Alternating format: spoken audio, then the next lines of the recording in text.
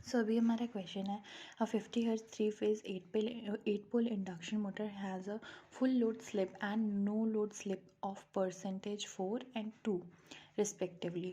तो हमें given data से लिख लेते हैं।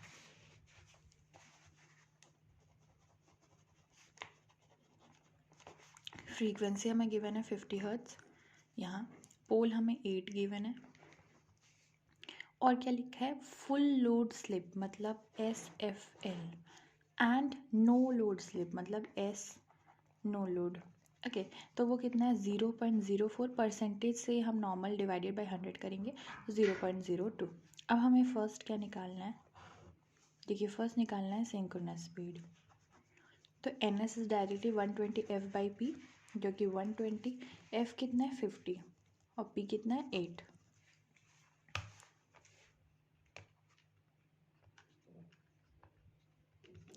One 20 into 50 divided by 8, 750। तो हमारे पास 750 RPM आ गया। सेकेंड क्वेश्चन है, rotor speed at no load. See rotor speed is NR equal to 1 minus S no load into NS, right. NS कितना है 1 माइनस नो लोड कितना है 0.02, स्लिप हमें गिवन है और 750। तो 750 इंटू 1 माइनस 0.02, 735। तो ये 735 RPM आ गए। थर्ड क्या निकालना है, rotor speed at full load. Simply यही वापस से कर दीजिए, NR is equals to 1 minus S, कौन सा आ जाएगा फुल लोड, इंटू कितना RPM है 750। तो वैल्यू रख लेते हैं पहले, 1 माइनस 0.04 इंटू 750। सो 1 माइनस 0.04 इंटू 750, 720।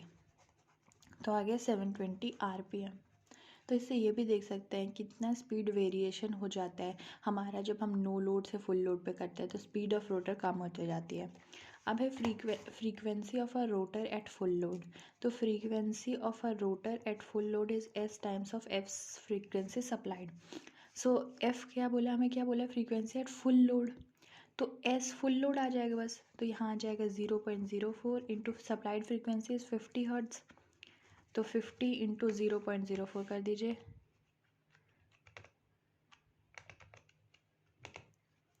2 हर्ट्ज इसकी फ्रीक्वेंसी हो गई। और फ्रीक्वेंसी एट स्टैंड स्टिल मतलब स्लिप तो 1 होता है स्टैंड स्टिल पे, तो फिफ्थ वाले केस में frequency is just supplied frequency that is 50 hertz. How, FR is equals to S times of FS, S is 1 at stand still, so FR is equals to FS, और FS क्या है 50 hertz. सो अब हमारा second question है, the rotor resistance and standstill reactance of a induction motor 50 hertz 3 phase induction motor are this and this।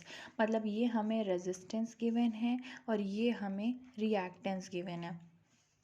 If the motor runs at full load with the slip, अब हमें full load slip SFL 5% दिया, मतलब 0.05 हो गया। हमें क्या निकालना है, रोटर, अच्छा रेशियो ऑफ, ये रेशियो है, ratio of full load to maximum torque. तो पहले हम लिख लेते हैं जो जो हमें गिवन है। हमें गिवन है सबसे पहले रेजिस्टेंस, दैट इज़, हमें रेजिस्टेंस अगर आप देखें तो 0.02 और reactance 0.08। So resistance is 0.02 and XL reactance is 0.08 ohm. Slip full load हमें कितना दिया 0.05।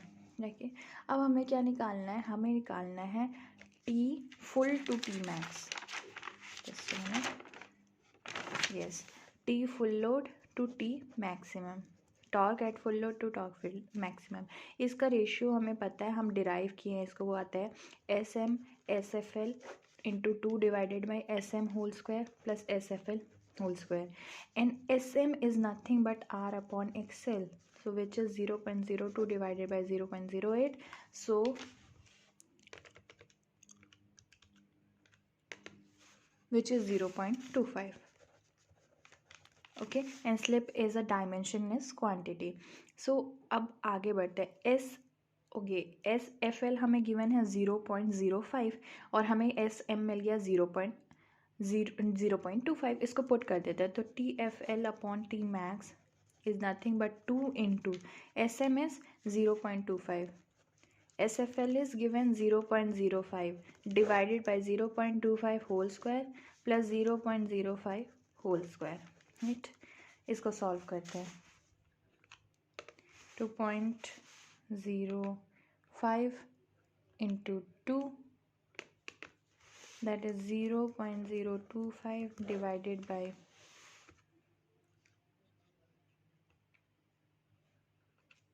0.25 whole square plus 0.05 whole square.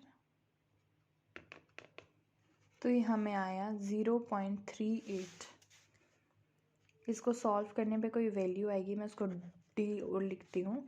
तो इसका T full load upon T maximum is 0.3846.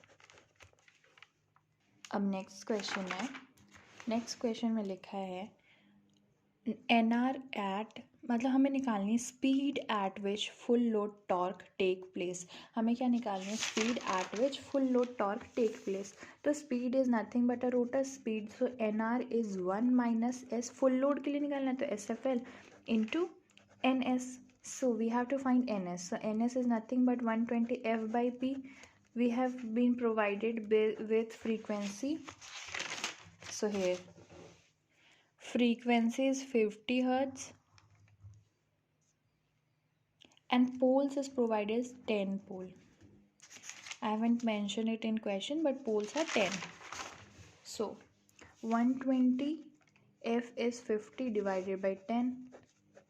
So the answer is NS is 600 RPM.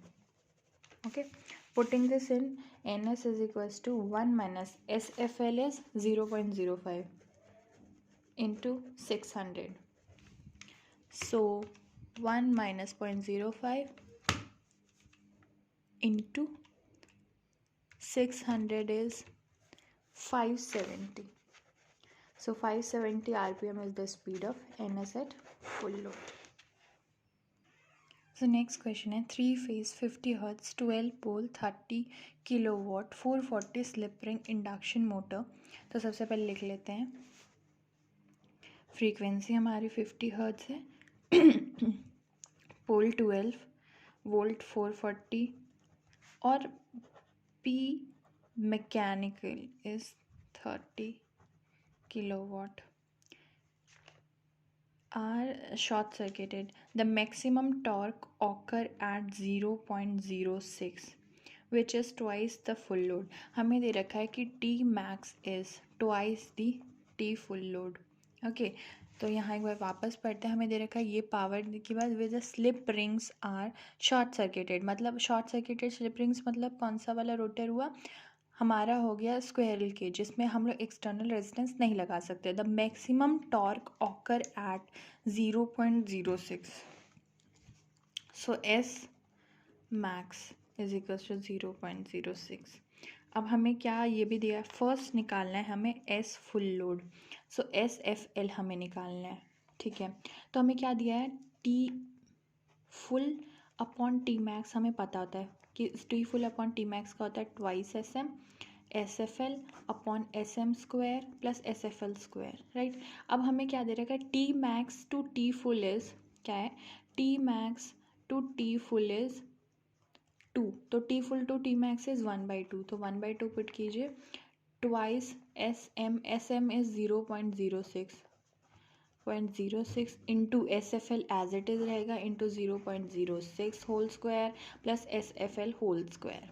Right, अब इसको solve करते हैं. तो क्या करते हैं? 0.06 होल स्क्वायर इधर ले जाते हैं प्लस SFL होल स्क्वायर इधर और फिर इसको इधर शिफ्ट कर देते हैं. तो क्या हो जाएगा? 2 इंटू 0.06 मतलब 4, क्योंकि ये 2 इंटू 2 भी हो जाएगा, इंटू SFL. सो अगर हम 0.06 होल स्क्वायर देखें तो आता है 36 इंटू टेंस पावर -3, तो 3.6 into tens power -3 plus SFL whole square is equals to 4 into 0.06 is 0.24 SFL. So SFL whole square minus 0.24 SFL plus में 3.6 इंटू टेंस टू पावर -3 जो है इक्वल टू 0. सो इस पूरी इक्वेशन को सॉल्व करने के बाद हमारे पास SFL की वैल्यू आती है 0.02239 एंड 0.06161. देखिए क्या है, ये दो वैल्यू इस इक्वेशन को सॉल्व करके आ रही है. इक्वेशन मोड में अगर हम जाएं तो इधर ये वैल्यू हमारे पास आ जाती है. हम क्या बोलते हैं, स्लिप जो है मिनिमम ही होना चाहिए 1 से लेस. तो इन दोनों में सबसे मिनिमम वाली वैल्यू को हमने चूज़ किया है.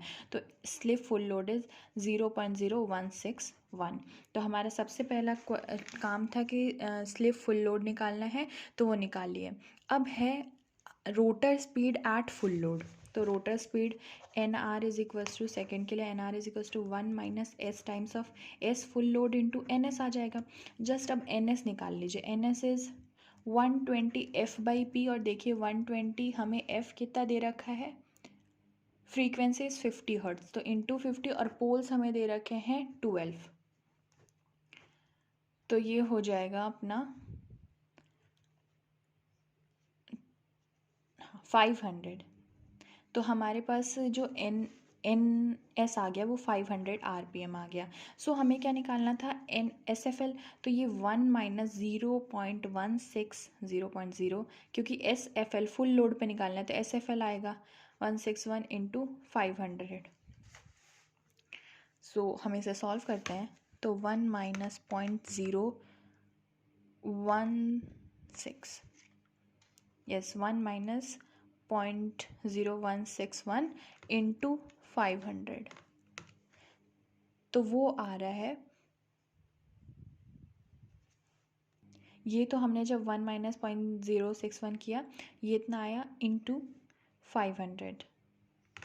सो हमारा 469.5 जो है रोटर स्पीड आ गई. तो rotor speed at full load is 469.5 RPM.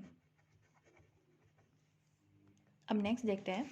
Next हमारा क्वेश्चन है rotor resistance loss at full load. क्या बोल रहा है कि रोटर रेजिस्टेंस लॉस कितना हुआ है एट फुल लोड.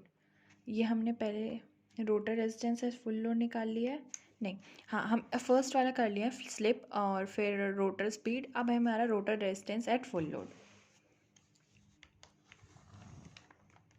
तो सबसे पहले rotor resistance at full load को देखें तो रोटर का जो रेजिस्टेंस है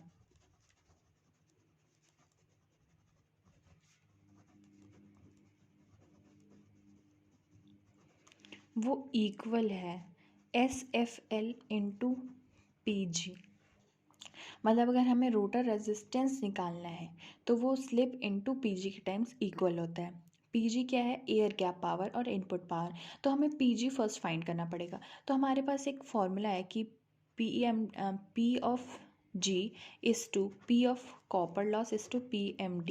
तो होता है 1:S is to 1 minus S. Okay, तो इन रेशियो से फाइंड करें तो PMD is 1 minus S times of PG. मतलब PG is PMD by 1 minus S. और PMD हमें कितना दिया है, P मैकेनिकल इज़ 30 किलोवाट. तो 30 इंटू 10⁻³ कर दीजिए और 1 माइनस S. और हमें किस पे पूछा है, स्लिप फुल लोड पे. तो 1 माइनस फुल लोड वाली स्लिप करनी पड़ेगी. तो फुल लोड के लिख रही थी अभी 0 पॉइंट, यहाँ देखिए स्लिप फुल लोड इज़ ये 0.016. तो 1 माइनस 0.0161. तो इस PG के लिए जब हम वैल्यू पूरा सॉल्व करते हैं तो यहाँ कर लेते हैं 30 इंटू 10⁻³